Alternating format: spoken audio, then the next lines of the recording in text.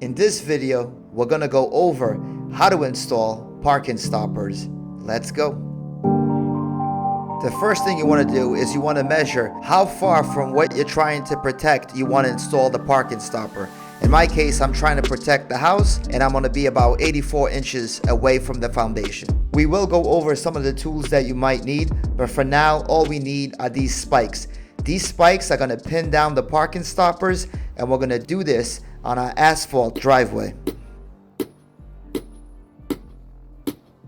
As you can see, I'm maintaining a distance of 84 inches from the parking stopper and what I'm trying to protect. This also leaves a little pathway where anyone can walk back and forth to their car. Your distance from the parking stopper to what you're trying to protect might be different, and you got to plan according to what you're trying to protect. In my case, again, I'm leaving 84 inches from the parking stopper to the foundation. One very important thing to note is that we're going to use our house or our foundation to square off the parking stoppers. And what we're going to do is we're going to install the end parking stoppers first, and then we'll install the ones in the middle. One of the tools you will need is a heavy hammer or a stone hammer in order to penetrate that spike through the asphalt.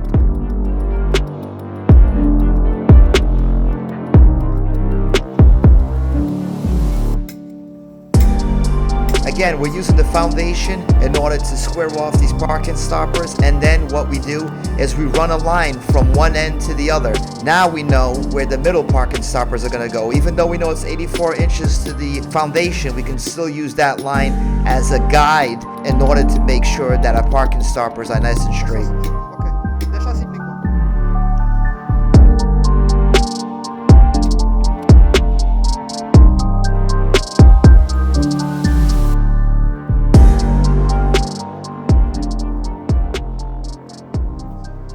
Another very important thing is that you have the same equal distance between parking stoppers, and you can see I'm measuring the distance from that parking line over to the parking stopper, and then on the other side I'll do the same thing from parking stopper to parking stopper.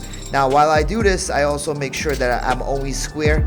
Again, I'm following that line, but I'm also using the tape measure to measure my distance from the foundation to the parking stopper.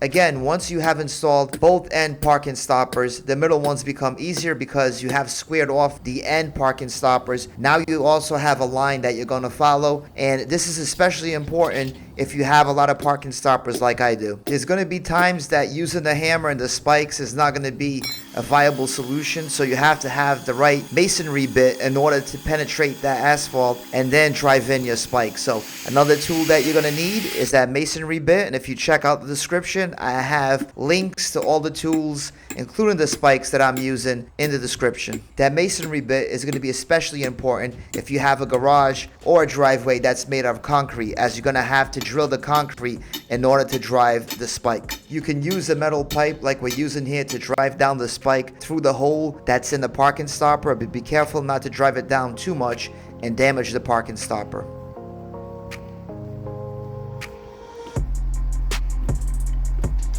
Here you can see that the parking stoppers are on a straight line. They're installed perfectly.